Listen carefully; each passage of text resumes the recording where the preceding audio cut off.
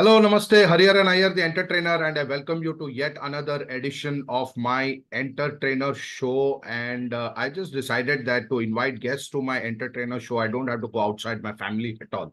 There are some amazing people within my family. Sometime back, I'd interviewed my mother, and I got so many wonderful reviews. Actually, she became a star in that process. And today, I thought I'll pick up her elder son, my elder brother, S. Ravindran, on the show. So, Ravi, welcome to the show. And we're going to talk about books today. That's the agenda. You are a high-flying corporate executive. I know time is always at a premium for you. It's difficult to get your time, even though we live together. So that's the interesting part. My first question to you is, let me do a Kapil Sharma on you. Did you ever dream that you'll be part of the entertainer show ever in your life? Oh, not at all. First of all, I must thank you for having me in the show. And you said some very nice words against me about me. But I'm not that high-flying. I dare not say anything against you. Yeah. I'm not that high-flying and executive, nor am I that busy. But yeah, but life has got busier. And that's all in general. Absolutely. And I must say that Ravi is 4 years elder to me. We are more like friends. And yes, we've had our sibling rivalries as we were growing up. We have played cricket together. We have played cricket against each other. So we have had a lot of fun. One of the things that I picked up from him is the love for books. And of course, he has picked it up from our parents. And I also been influenced by my parents. But I think perhaps somewhere I have been influenced more by you in terms of taking to public speaking and also to books. So where do you remember at what point you developed love for reading? But I'm glad to know that I managed to influence you somewhere. And our exchanges during childhood didn't come across like that. You tried getting me to do an MBA, you failed there. So it didn't come around. It didn't come about like that. But yeah, the love of reading, I think actually started somewhere in 5th standard. Okay. And I think my grandfather, mummy's daddy, he got a collection of Minute Blyton books. Oh, okay. And I think I started reading them.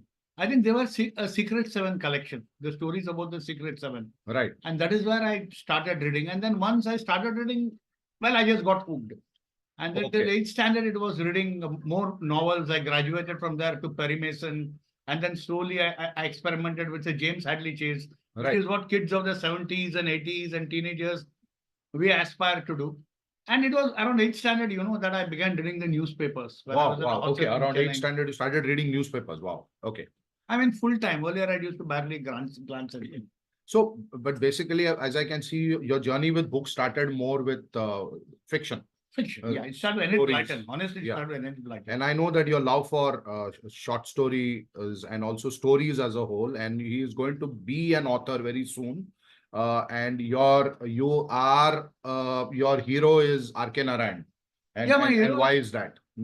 I love R.K. Narayan for a very simple reason. He just writes very simply. Simplicity is his style. Okay. Yeah. There are two other authors who are like him. One is Ruskin Bond, the other is Sudha Murthy. Right.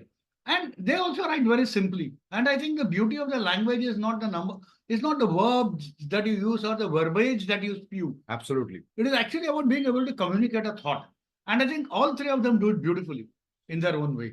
And I remember, Ravi, we both are ex-journalists. I remember meeting the great Kuldeep Nayyar many years ago in Mumbai in one of the seminars that he had come for. And I asked him, sir, what is the secret of your writing? How do you write such simple English and so understandable, so profound? He said, Hariharan, I visit and revisit whatever I have written at least 10 to 12 times before I actually, give it for publishing. So that was a fantastic encounter I had with the great Kuldeep Nayyar. How has the journey been since you started with Enid Blyton, then you moved on? There, of course, newspapers became a part of our life. We became part of newspapers ourselves.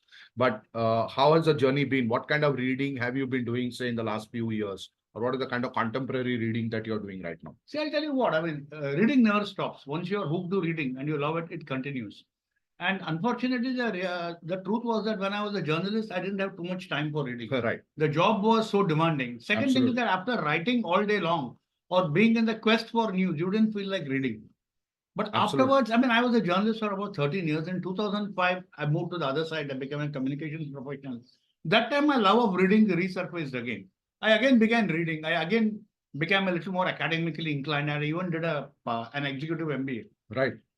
So over the years, even in my teenage, one of the other authors who really fascinated me and who fascinates me to this day is P.G. Wodehouse. P.G. Wodehouse, yes. I mean, the Yes. kind of, the humor he brings. Jeeves. Jeeves, the Jeeves series, especially. Yeah, yeah. I mean, like, there are books of his that I read and reread again. Many people, they remember me from my journalism days, they remember me for my Jeeves quotes and my P.G. Wodehouse quotes. Yes. One of them was that, if I may say, bring it here, there was an incident, where a man shoots a lion and he gets his man Friday to say, like, come, take a pic of me. He puts his foot on the lion, thinking the lion is dead. The lion is only wounded. It gets up and it kills him. Now, this is a tragedy. See how Wodehouse makes a comedy out of it. He says he thought the lion was dead. The lion thought it wasn't. And that was spectacular. And I think there's one more quote in one of the P.G. Wodehouse books which says, so what do you do in import and export? And he says, we import and export. Yeah, that was in the book Pearls, Girls and Monty Bodkin. Okay. And Monty Bodkin, I think, meets his prospective father-in-law, who is not exactly friendly towards him. Right. So his father-in-law is in the import and export business. So in order to make light conversation, he asks, what do you do in the import and export business? So this guy says, we import and we export. and the beauty is Monty Bodkin says, that is what I thought you did. So that is Wodehouse for you. But what I find interesting, a little bit of a contrast here, is P.G. Wodehouse English is not that easy to consume. It's correct. It's a little complex. You may even have to refer the lexicon sometimes to find out what he's writing. But in your writing, whatever LinkedIn posts you put up, the stories that you write, I don't find any level of complexity. So where does this love for reading complexity comes? At the same time, it doesn't translate into complex writing. It translates into very simple writing. How do you manage this so-called contradiction? See, it is just about being who you are. That's the way I look at it. Right? I may love reading complex stuff, but I like to write simple stuff. That is all there is to it. Right. And I think to each his own, you need to figure out your style and you need to stick to that style. So that's why I've always enjoyed I would not say that I'm anywhere in the league of people like R.K. Narayan or Sudha Murthy or Ruskin Bond, but they inspire me to write. And Wodehouse, honestly, you can't, and nobody under the sun can become the next Wodehouse. Can even become the best. Some people are best worshipped and left alone. Yeah. You just have to be yourself. I would like, even in the case of people like Ruskin Bond and R.K. Narayan and Sudha Murthy, they are best worshipped and left alone. Yeah. They inspire you, but you cannot be them. You cannot be them. You have to find out you have to become your own man. Like Sachin Tendulkar was inspired by Sunil Gavaskar. But he was his own man. He played his game. Absolutely. He played his game. And I think one of the things I so much admire about your writing is the command over the language. And if I might say in a slightly narcissistic way also, some years back when we both had the opportunity to work for one particular newspaper briefly together in different departments, of course, our editor actually paid a tribute. Saying that, both these brothers have excellent command over the English and they're really cut out for the role of communication. I think that was a very satisfying moment for us. Moving beyond Wodehouse and Enid Blyton, and I know that you have a rich perspective of books which develop your perspective around non-fiction. We exchange titles. I read a lot of titles that you suggest. Some titles I suggest and you read. What is the kind of non-fiction that you like to read? A hell of a lot. When I was a kid, I would try to read everything that came my way. In fact, Dad once had a very strong view. When I was in 7th standard, I got a book from the library called Witchcraft and Black Magic. He made sure it went back to the library. Yeah. Right? He made sure it went back to the library. I just was not allowed to even open the book. Right. And now, just to give a perspective, what I'm reading right now is a book by Geeta Piramal. Right. Business Maharajas. So I remember some time back we were discussing about a cricket feature many years ago when we were kids, I think, and we still remember that sentence where the narrator says that Dujon got his pad in the way, Harper got nothing in the way. Suggest that he was clean bowled. So what a beautiful way of play of words. Yeah, that was, I remember a BBC broadcast. Yes. About a television match. Dujon got his pad on the way, but Harper got nothing on the way. That was amazing.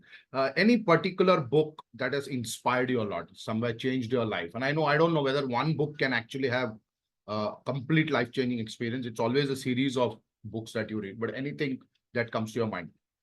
Maybe How to Stop Worrying and Start Living by Dale Okay, Carnegie. Dale Carnegie. I mean, there again, Yeah. there was a quote by Emerson. He quoted Ralph Waldo Emerson from his essay on self-reliance, and it's broadly like this. I don't know whether I remember the exact words. And it says that there comes a time in every man's education when he arrives at the conviction, envy is ignorance and imitation is suicide. And Wow. what it means is that just be yourself. Yes. And don't Yes. try to imitate others. I have a friend called Sridhar. He put it even more beautifully. He said that, look, buddy, if you envy somebody for his strengths, remember you'll also, if you are a personality like him, you'll also have his weakness. Absolutely. So that gave me a lot of perspective. So both of them said the same thing in two beautifully different ways. So one of the early books that we both read as kids was Dale Carnegie's How to Win Friends and Influence People. And also his book on public speaking is a classic even today. It's a classic, absolute classic. And Dale Carnegie inspires us in many ways. I mean, even today for the new generation of readers and writers, I think Dale Carnegie is an absolute role model. You also have this love for politics, reading about politics. Although I am an MA politics student, but I think your depth of understanding and your spectrum of reading around politics. So any book that has really impressed you? More than politics, I would say history. Okay. I mean, it's not politics per se. It is, today's, today's politics is tomorrow's history. Yes. Right? Yes. Or yesterday's. So from that point of view, it's more than politics, it's a love of history. So I've enjoyed reading books on history. Nowadays, of course, time is at a premium. Yes. So what I do is that I catch up on YouTube. Right. I catch up on YouTube. And whenever I get the time, I like to watch documentaries. One of my favorites is the one on Diana, another one on Kennedy. Then The Crown. I loved watching The Crown. Yes. I loved watching The Crown. I mean, the language was top class. I mean, The Crown is an education in the English language. The Crown is an education in the English language. And if you look at, say, political satire, yeah. In the old days, I used to love reading Yes Minister and Yes Prime Minister. Yes. And watching Yes Minister on television. I don't think I watched Yes Prime Minister. I must confess that when you and Dad used to watch Yes Minister and Yes Prime Minister, I used to just laugh along with you because you guys were laughing. I understood nothing. Well, you are 4 years younger, and I was watching when I was in 11th, perhaps. But what a classic! What a classic series that was. Recently, we read How Prime Ministers Decide.